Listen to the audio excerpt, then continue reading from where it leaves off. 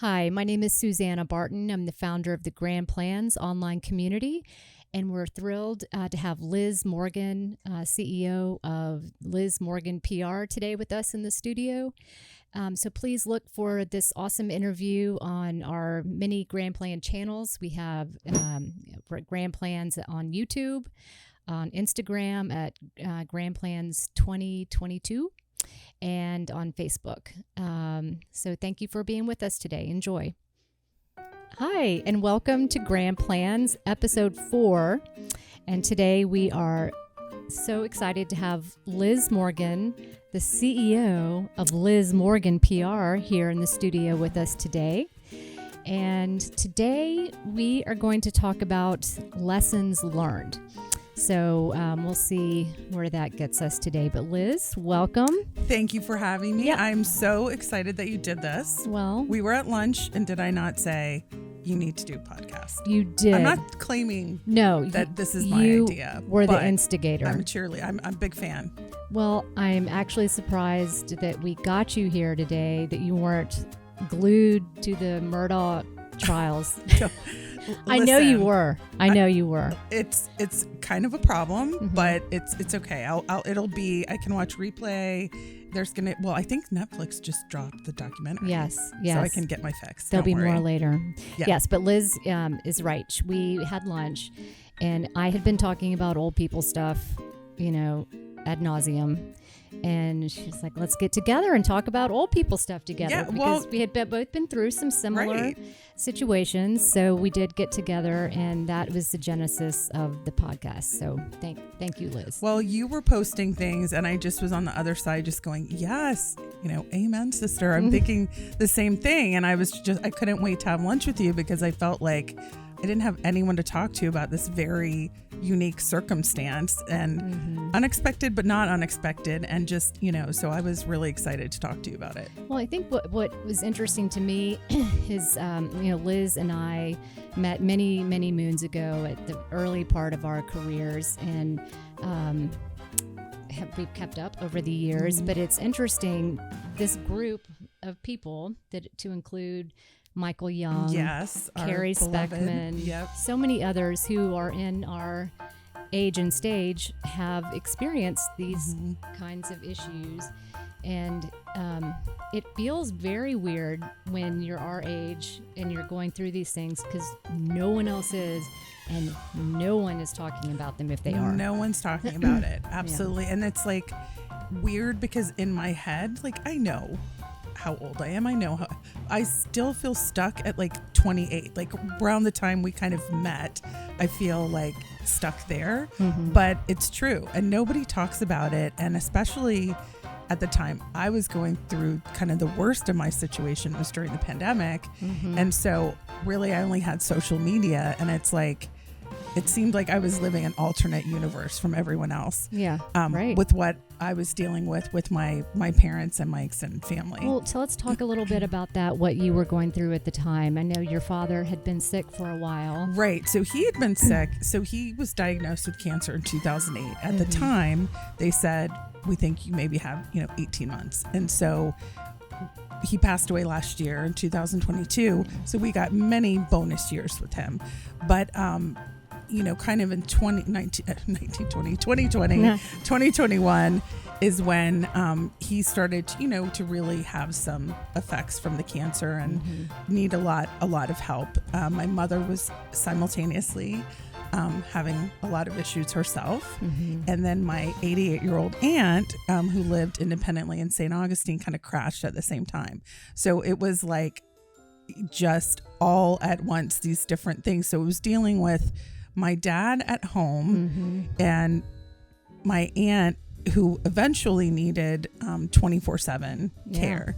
One fall, one fall is all it takes for someone who, she was independent, very lucid, is still very lucid, but just one fall, just everything just went downhill, and she's never been able to recover from it. And you're the person. I'm the person. And are you the caregiver type? Is this something that comes naturally to you? No, not at all. Or were you foisted into the role? How did that work? definitely not the caregiver type. I was a candy striper in high school. No kidding. Yeah. Wow. But I was A lot of terrible things I didn't know. because I didn't like to be around sick people. And so that was kind of a problem. But no, I don't. I mean, I'm definitely a fixer. Like, let's solve. I'm a problem solver for sure. So that, I kind of went into problem solver mode, but it's just so huge and impossible. It's I impossible. think in some ways they're just like David, my husband, called some of the stuff I was going through a Gordian knot. Like, there's just no good way to untangle it. Such a good description, because you can you can throw only so much money at a problem and it still doesn't do it. And with my aunt, she and my uncle who passed away didn't have children, so really she had a wonderful group of supported neighbors. But at the end of the day, I was the family member, the oldest in my family and she had my name on a lot of things. So you were the legal point person for a lot of that. Yeah. And just sort of navigating with her, it was having to find people to come into her house for caregiving. I had no idea how difficult and expensive that is. Crazy. It is crazy expensive, and and it's never perfect. It's never and people just would not show up. Like you think you vetted people and you get recommendations, and like as far as lesson learns, like if I had to do it all over again, I would ask 20 people for recommendations and just really vet them, and people just wouldn't. The staffing agency, they're so short staffed, it wasn't that they were just, people just were lazy. It was just they didn't have the staff and she couldn't be left alone. So it's like she would call and say no one showed up at 8:00 for the shift, and it's very overwhelming, and it takes a special skill, and especially because you're dealing with older people who don't necessarily want strangers to come take care of them. They want you to do it. And you simply can't, physically, I don't have the skill. I didn't have the skills to take care of my aunt. Even if I dropped everything and moved in with her, I still couldn't have done much to help her other than keep her company and prepare some really basic meals. So and then so that was all kind of happening simultaneous to my dad needing a lot more medical attention. Had you stopped work at this point, or no. were you juggling? I was juggling. Time? Yeah. And that was the part that was just I really don't know. Like, I started looking around, and there are people who have like special needs kids, work full. I don't know how they do it because it being on call constantly. It was like having 2 full-time jobs. Yes. My job, and then my family, and some of the it really started to really wear away at me, and that's where I would start feeling like very alone, because I felt like everyone's out there living their life, and I'm living in this alternate universe of doctor's appointments and caregiving and adult diapers and all these things that no one wants to talk about. It's just awful. Now, were your aunt, your mom, and at the time that this was all coming together, your dad, were they upfront and communicative about what was going on? Were they letting you help? Was there resistance to, or tell me if I'm getting, I don't want to get weirdly personal, and but it's we'll see now that so I feel like there's varying degrees of my mother very much welcomed the help at any time. She welcomed the help, asked for the help. My dad didn't want to be a burden, and he felt, and so that was rough, because he felt like, I know you have to work, I hate to ask you. And I was like, no, Dad, you don't want them to feel. And my aunt was the same way, didn't want to be a burden. And my mother-in-law, who lives in Mexico, which is a whole other and I want to talk episode about that too. Yeah. like she broke her kneecap and didn't tell my husband for like 3 weeks because she didn't want to bother him. So I sort of living with every range. And right. Is there a balance that you've discovered in there of, the care, the loved one not wanting to be a burden and, being empathetic and grateful, and then somewhat, or not being forthcoming enough? Well, makes sense. And I think when it's your parents, I think their tendency was they didn't want me to worry, but at the same time, I had to know what was happening because I had to help or figure out, like, it was hard to plan anything. It felt like in that period, which, everything changes and evolves, but in that period, I felt like I was on call 24/7 and just waiting for the next shoe to drop, the next like fall, PTSD, the next, yes. it was like the next fall, the next the EMTs were at my parents' house all the time because, they just get to a point and it's mentally, it's so hard because you hate to see the people that you love the most in the world, having a hard time and suffering and embarrassed and just trying to keep up. And the truth of the matter is I'm lucky that I have my own business and also that I lived in the same town, because I would think all the time, what if I didn't live here? What would I do? Would I be home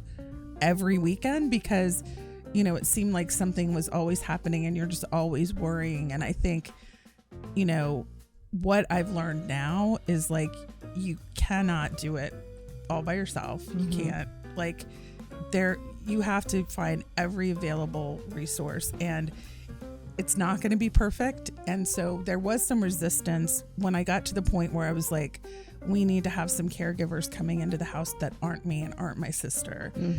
They were like, well, we don't want strangers in the house. And it's like, okay, well, but you just have to kind of know that you have to bring other people in, and any help that you can find, and just asking people. My mom had some really good friends who, once asked, were really willing to like do things like occasionally go to the doctor or just sit with them, because it's really impossible to be there and have a business and then a life at all and not get totally just worn out all the way around. Well, and your background is public relations, some crisis management. I know you don't like that realm as much, but at least happens. You're well versed in it. But this is the kind of thing that even a professional like you are, you don't have, there's nothing you can do to make it foolproof. There's nothing you can do, like a plan that you can put together that's going to stop the calls, the daily issues. The situation that we talked about with what I was dealing with was a couple who lived down in South Florida. So they were away from me and they were not my parents. Yeah, that's but yet I was getting calls all the time. And at the time I was working full time and had to be, I couldn't just pick up the phone and start talking about things, but yet at the same time it was a critical situation. Like they were same thing. The caregivers didn't show up this morning and someone needs a diaper change or and you're like, oh my God, like watching the time click away, like how is this going to be remedied? It's very stressful. It's so I think you can't control, there's so much that's out of your control, even whether you're there on the scene like you have been for your family or whether you're away. The crisis never is completely mitigated.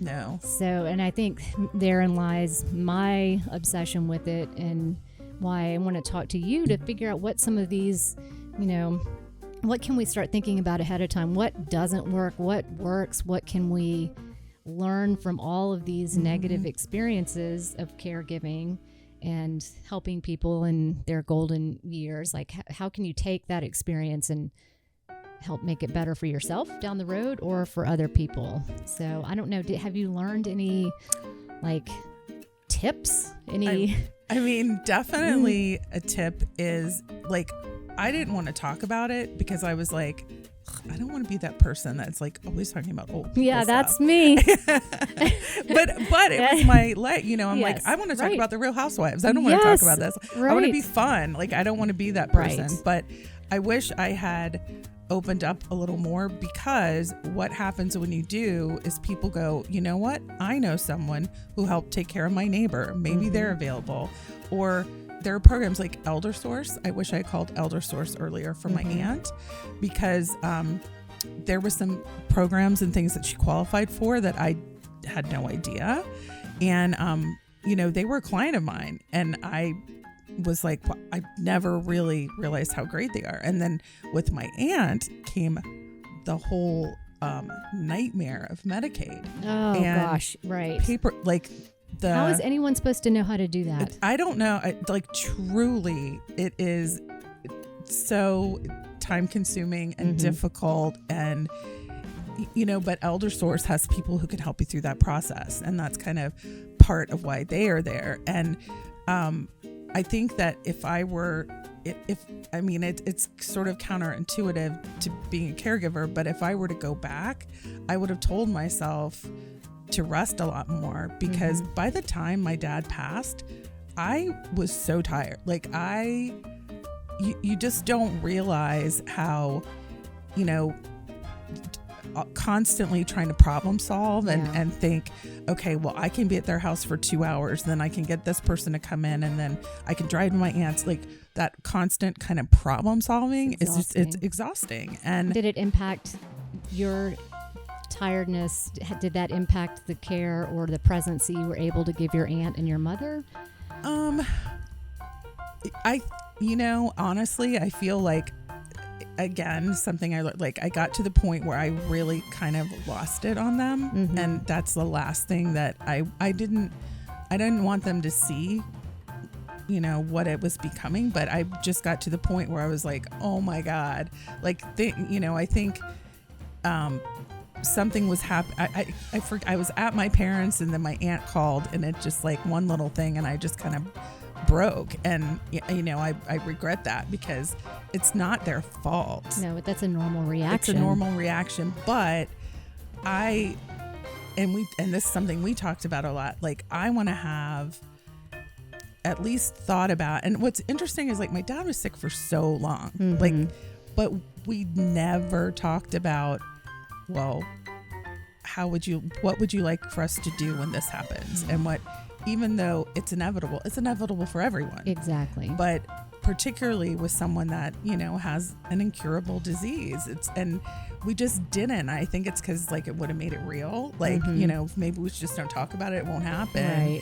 And that's, I think, and it's kind of morbid to talk to your parents about, like, okay, when you kick the bucket, what do you want me to do with your collection of Hummels? Yeah. But it's like, you don't want to be, when you're like, it's so much better to have that, try to have a conversation, not in a doom and gloom way, but like, I know this means a lot to you. Like, if they don't have, like, the basic things like their will and like what they want to do when they're not able to live at home, like, what's their choice? Because one little thing can happen and they're not going to be able to tell you. So it's like, while you were, and I think it's great what you're doing for your kids to be like, I'm going to have this figured out so that you're not trying to navigate all this. Yeah. Because it's a lot. It is a lot, and it's expensive. And we've talked a lot about that too. And I don't know what the answer is at the end of the day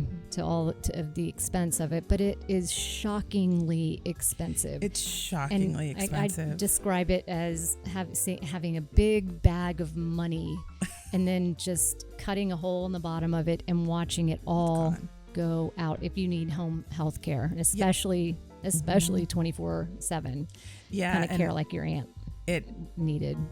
It was, at the time that, because my dad, I needed to be with my dad, my sister needed to be with my dad, we had to take care of her that way. But it was just like, oh my God. I mean, just, it's like, you think that there's a lot of money in that bag, but it lasts so fast. It lasts very long. No, it goes so fast, and it just, and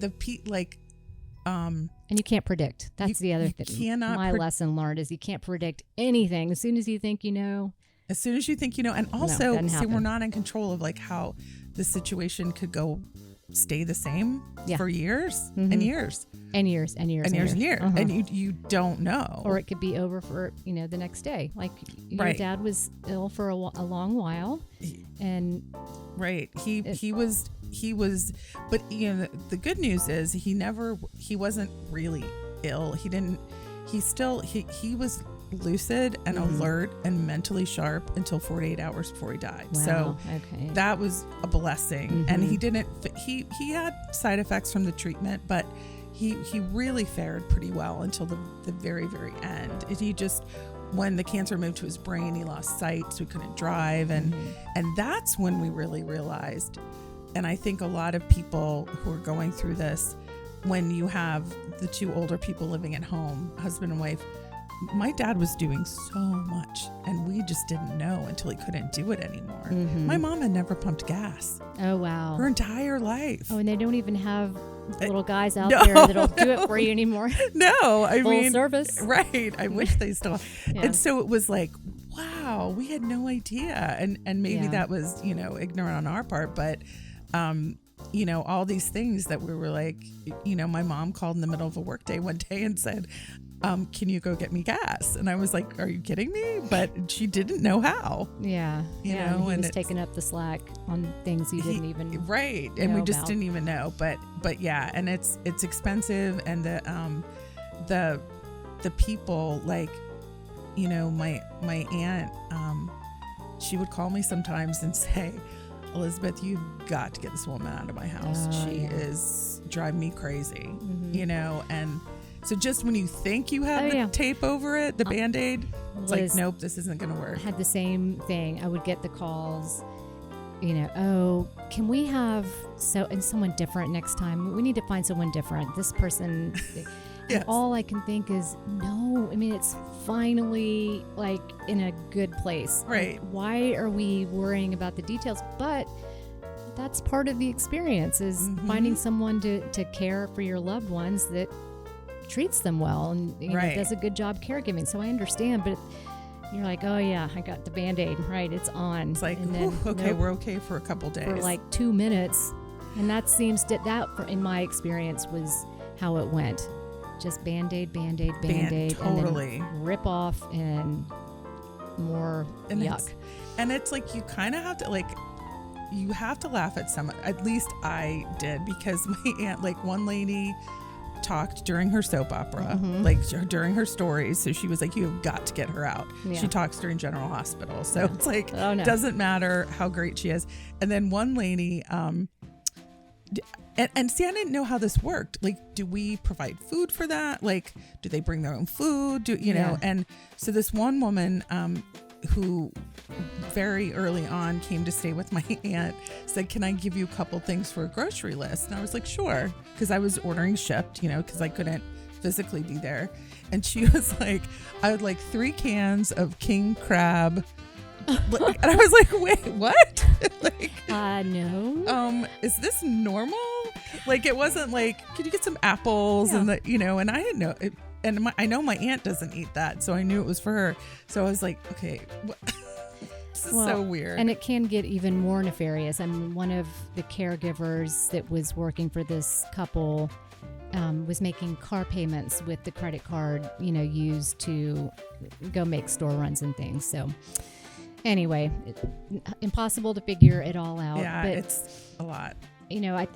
So we're trying to learn from all these things, but what are your takeaways? So you and your husband don't have little whippersnappers ready to come. No, we don't. So what's your plan, Liz?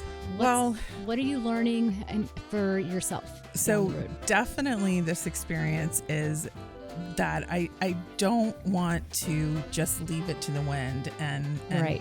Because even I have a good friend that she has a daughter, and she's in the similar boat, caregiving for her parents, and I was saying, I'm gonna need to figure something out, and she's like, look, I have a child, but I know she's not going to be able to do this. She's not. Right. This Or is, I do not want my kids. right. Doing She that. doesn't want her daughter. And Right. she said, it's just not something, it's not one of her strengths. I don't think she would be right for it. Yeah. And so, I've actually we talked about Carrie Speckman, like it's starting to get a little more real in my head, but like talked about, living, a little community with other friends who maybe don't have kids too. And, just hiring some Yes. young person that might think we're kind of entertaining. Yes. Won't mind doing things for us, and it's some kind of share program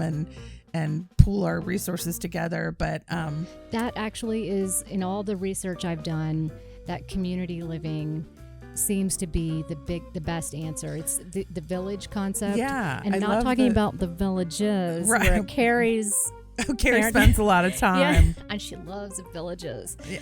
But no, but a village concept where Right.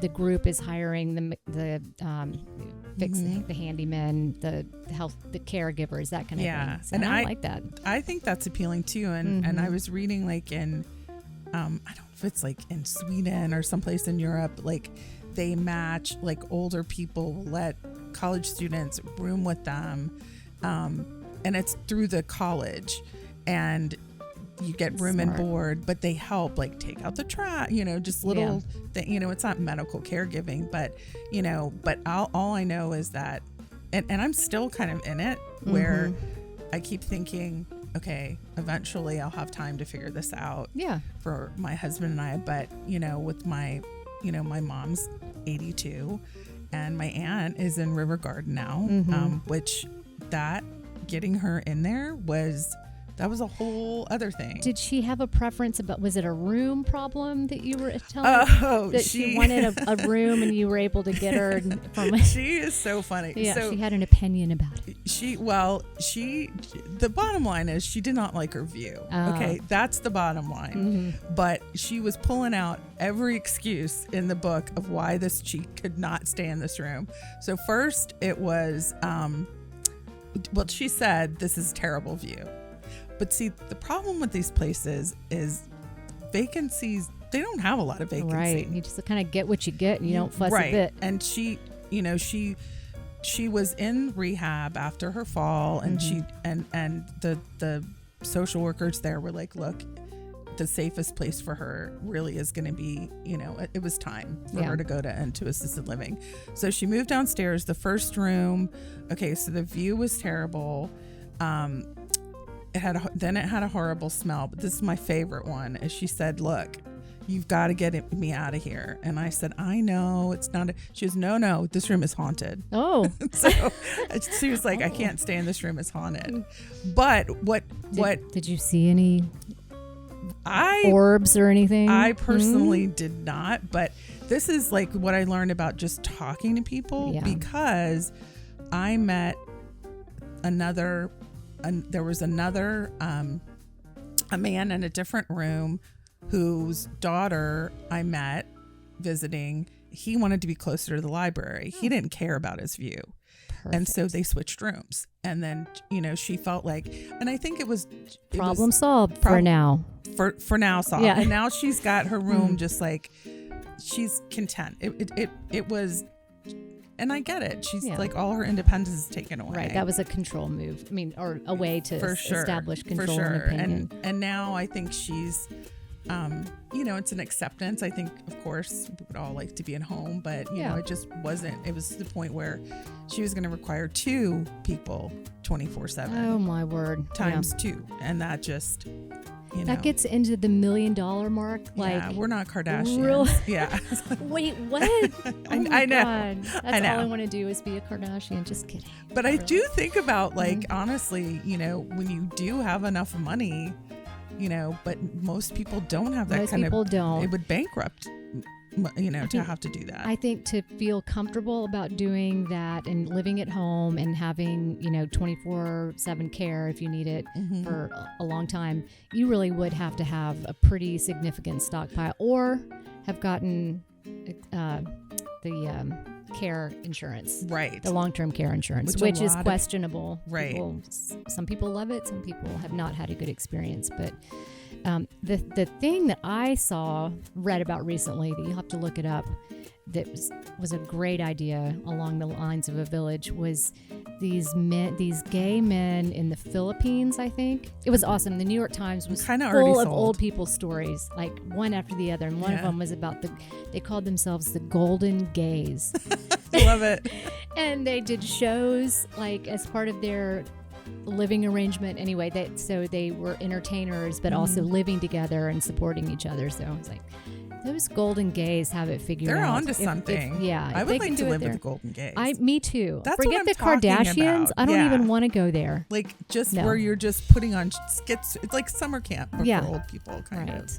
But yeah. Well, Liz, I think we have it all figured out. I mean, let's get our tickets to the Philippines and go. Okay. Have Check fun with it those out. Golden Gays. Yeah, check out the Golden Gates. But yeah, I think the biggest thing though is like I encourage people to talk, because you don't know what someone else is going through. Right. And that experience, and it just like putting it out into the world. Sometimes someone is like, oh, I know a caretaker. I know, someone who can drive your parents. I mean, so just sharing. I know it's not like sexy and fun. Sharing to talk about. is caring. Sharing is caring.